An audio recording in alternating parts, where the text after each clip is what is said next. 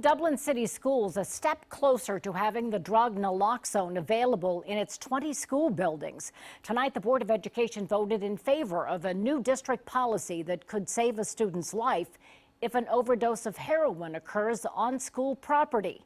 NBC4's Candace Lee live outside district headquarters tonight with more on why Dublin schools thought this was a right move. Candace? Yeah, Conley, district leaders telling me tonight that they wanted to be proactive instead of reactive. Naloxone, much like automatic external defibrillators, saves lives. And with the increase of the drug being used locally here in Central Ohio, district leaders thought it was time to act.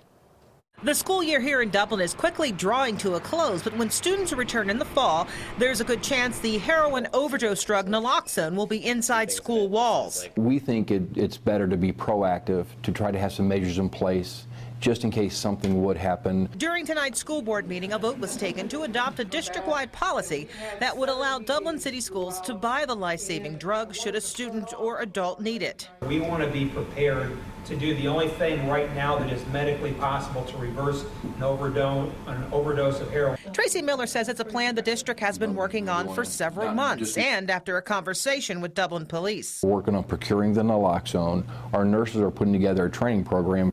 Certain staff members, nurses, principals, coaches, even custodians will receive training on how to administer the nasal spray, making it available around the clock, inside school walls and during sporting events.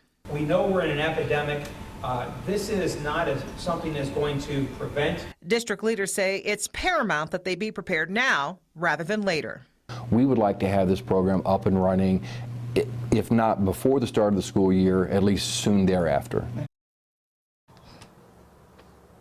And the date for that second reading of that policy and approval comes on June 13th when the Board of Education meets once again. Dublin poised to become, if not the first, but among the first to have the antidote for heroin here.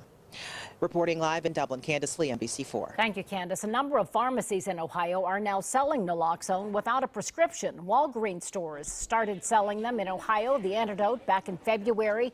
Then CVS started offering it in March. The life-saving drug is also available at Kroger pharmacies across Ohio and northern Kentucky.